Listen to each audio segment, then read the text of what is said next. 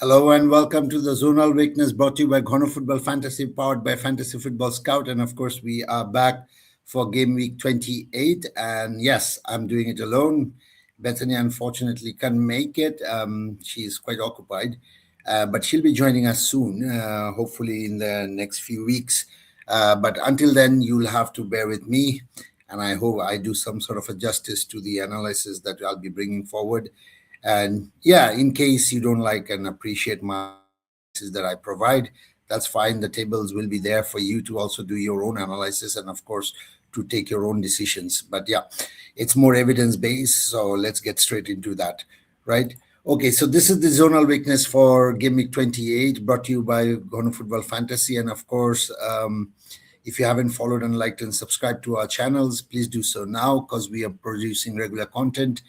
And yeah, of course, during the Ramadan, it's a bit slower than we usually tend to be quite active. But due to the Ramadan, of course, we have limited our content and focusing a little bit more on the Ramadan aspect. And all the stats that you see are taken from the Fantasy Football Scout members area. If you're interested, then please do click in the link in the description below. And of course, you'd get a percentage of discount. And yeah, there you go. And it's worth the investment. And the season is still long. And don't worry, if you are still registering at this moment, the subscription is for 1 year. So it's not going to be coming to an end like once the season ends this year. So don't worry about that, right? All right, let's move on to the first table. And this is the first slide that we have. And the first match that we get to see is Leeds versus Manchester City. And of course, Leeds seems to be a bit leaky down the right flank and the center, where they have conceded 24 chances, and ranked fourth were Marmoush and O'Reilly, who's recently been on a good form, scoring goals, and of course providing a lot of points for those who kept faith in him. And Haaland has been chipping in more of an assist provider rather than a goal scorer. And he looks to be, again, in a good position according to the Zonal, where Leeds have actually considered 19 chances and are ranked fifth. So that would be interesting. But again, Haaland also stands out in terms of the headed conceded, because that's where Leeds seems to be showing a little bit of weakness. They ranked fifth and have conceded 18 chances. So that's another interesting point. From the two flanks, of course, obviously, there's a lot of crosses that have been considered by Leeds, 63 from the right and, of course, from the 72 from the left. So I wouldn't really be surprised if I see Semenyo or Cherki in the assist column as well, in terms of the crosses that they will provide, or even, you might see them cutting in and trying to make some sort of a shots and then ending up scoring some goals. So yeah, that's likely a possibility. So if you have Semenyo, do keep him, and of course, if you have Haaland and O'Reilly, I don't think so they need to be kicked out at this moment. I think there are more transfers that you could utilize somewhere else. Moving on to the next fixture, which is Burnley versus Brentford. And of course, Brentford seems to be showing good strength here, particularly due to Burnley's weakness. And Kevin Schade, again, is back in the limelight with 27 chances considered by Burnley from the right flank and ranked second. That's where Schade will be playing along with Jensen. And Dango, who we have also spoken last week and the week before. And that's the left flank. That's where Burnley seems to be really weak. They're the worst side in terms of the chances conceded from the left side. So Dango will be occupying. So won't be surprised if Dango is among the scorers here. Thiago, of course, all of our favorite, and happens to be one of the player who's kind of in everybody's team. Is slightly outside our perimeter for the worst five, and that's where down the center, Burnley have actually conceded 18 chances and are ranked 8th. So it's not really looking bad for Thiago either. I wouldn't be surprised, and I would definitely play him in my team this week. Wolves versus Aston Villa. Now this is getting rather interesting, particularly in terms of the points table, with Manchester United just behind Aston Villa, and Wolves are showing a little bit of remarkable form, at least in terms of defensive solidity. They're showing quite a lot of good strength. But despite that, what we get to see is that Wolves seems to be quite weak down the right flank, where they have considered 29 chances, and this is where Buendia and Maatsen will be occupying, but also down the center where Watkins and Abraham is where Tammy Abraham is going to play, but also Rogers is going to occupy that similar space. For Bailey and Cash, this doesn't look to be a favorable fixture, particularly with 19 chances considered, and of course they're ranked 11th. But headed chances is where Watkins again stands out with 20 chances considered by Wolves. So this would be an interesting fixture, particularly if Wolves manage to draw or even win the match. I think there is little margin for error for Aston Villa, with Manchester United breathing down their neck. So yeah, it's going to be quite an interesting fixture, and there's going to be a lot of pressure for Aston Villa to deliver and win, come out with 3 points. So let's see how that turns out. Next up is West Ham versus Liverpool, and this is where we get to see West Ham's weakness down the right flank with 25 chances considered and a ranked third. This is where Gakpo is going to occupy the space. Carquez is going to provide the crosses, and as you can see in the crosses zone as well, they have considered 72 chances, and on the worst side in terms of the crosses considered from the right flank, but also the worst side in terms of the crosses considered from the left flank, where Salah and Szoboszlai is going to occupy.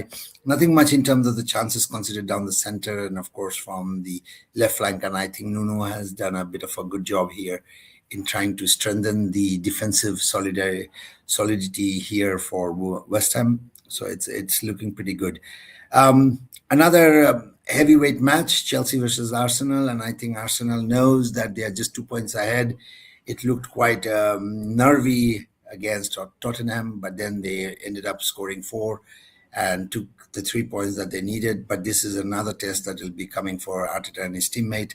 And I think Chelsea is looking a little bit vulnerable, not much from the right and the center, but at least down the left flank where they're ranked 6th. This is where Saka and Madueke is likely to play. So Madueke is playing against his former side, which is going to be quite an interesting, so perhaps a point to be proven for Madueke. So yeah, something to observe.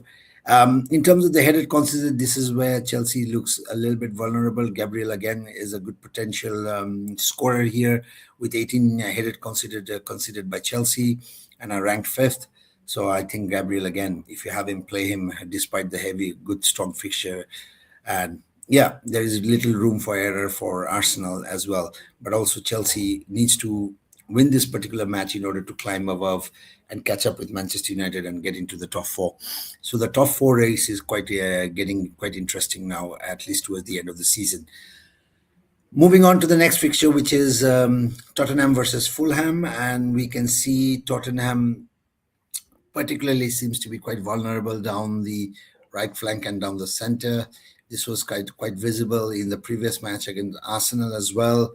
Oscar Bob and Sessegnon are the ones who could exploit the right flank, where they have considered 21 chances and are ranked 5th.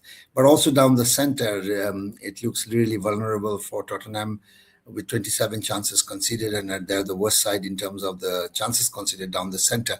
And Jimenez and Muniz could at least do good. In terms of the headed considered, again, they look not far behind. They're the second worst side. And so that's something. So this is going to be another tough outing for Tottenham, and I'm not sure how this is going to pan out, but it's difficult to predict as to how Tottenham might come out on that day. So it depends entirely. But for Fulham, the weakness really lies down the center. And as you can see, 20 chances considered down the center. We're ranked 3rd. This is where Solanke will be occupying with Kolomuni. And I think Kolomuni, with a bit of a performance in the previous match against, might have given him a bit of confidence. So he could do well again. We're exploiting the weaknesses of the zonal down the center for Fulham. From the left flank, 23 chances considered and are ranked 4th. And this is where Gueye and Gallagher is going to occupy the space. So that's something, again, you need to keep an eye on. So I'm quite hopeful in terms of Kolomuni, but not so much again. But again, you never know how this is going to turn out. Moving on to the next fixture, which is Everton versus Newcastle. And of course, this was pretty interesting match for Newcastle last week, with Hall, of course, providing the goal, scoring a goal finally after showing all the brilliant flashes. I had actually benched him and he was there and he managed to score. So I missed those points and kind of wasted it on the bench. But Gordon, Wisa, and Walter Mada are looking promising, at least in this particular fixture against Everton down the center, because that's where they have considered 19 chances and are ranked fifth. I think with Manchester United, they did play well, but again, somehow Manchester United managed to pull it off. Elanga and Trippier are not really far away, with 20 chances considered down the left flank and a ranked seventh, not really marked because it's not really the top worst five side. So they're ranked seventh. So that's the reason why we haven't really colored it. But yeah, if you have them, do play them. This would be an interesting fixture as well. Moving on to the next slide, where we are going to really focus not much on all the teams. It's up there for you to have a look, pause the video, have a look at the table properly, and do your own analysis. However, I'm just going to touch upon the fixtures that are kind of color coded already, starting with Manchester United versus Crystal Palace. And I think it's only the crosses where Manchester United seems to be quite weak. And of course, down the right flank where Gessan and Pino is going to occupy. So from the right flank, it's only 20 chances been conceded by Manchester United, and they're ranked sixth worst. So that's an area where Dalot is playing. So perhaps Dalot moving up a little bit is where leaving the empty space behind, and I think that's the weakness that you could expect Crystal Palace to really exploit.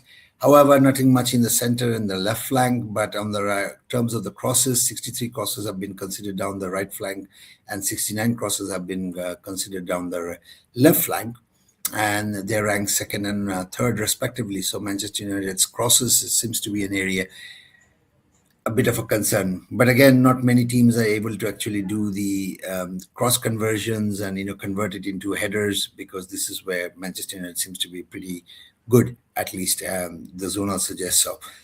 Liverpool versus West Ham, and I think it's only Matheus Fernandes and Tati who are looking like promising. Liverpool doesn't really show strength in terms of the defense, so down the center is the area where they are a little bit vulnerable, conceding 23 chances and are ranked second. So yeah, this is something that I would watch out. Moving on to the last fixture for this table, which is Bournemouth versus Sunderland, and Bournemouth's weakness particularly lies down the center and of course down the left flank, conceding 19 chances and 28 chances and ranked fifth and third respectively. And I think Brobby and Lefi, again, he scored or at least was among the scorers. And Diarra and Mukiele could again do well. So Lefi is really a good option, to be honest, if you're really looking for a cheap midfielder to occupy the fifth midfield position. And I think he's ticking along quite well. So I think that's something we have discussed over a couple of weeks. And yeah, it's really a good investment.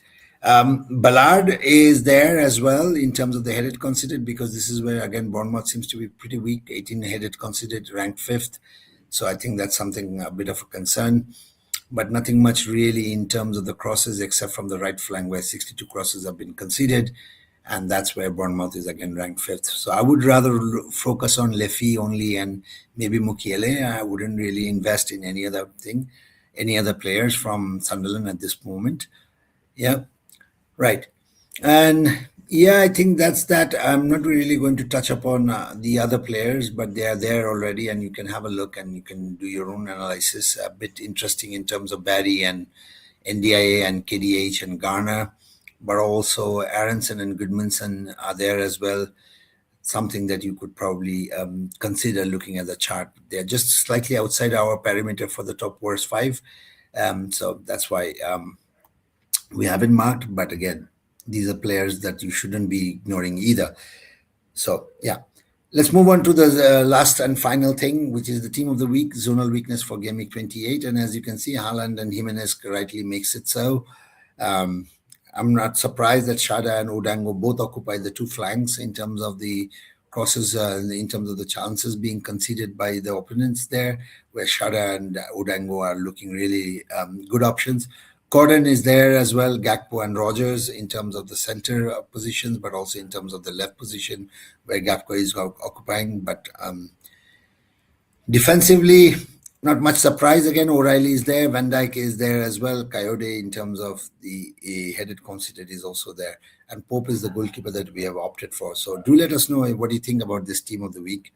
And of course, if you're planning to play a free hit, this could be a good option for you to actually check it out and maybe make a little bit of adjustment here and there where you think, some other players deserve. But do let us know in the comments, and we would be happy to get your feedback. Yeah. I think that's more or less that, and we have really covered it.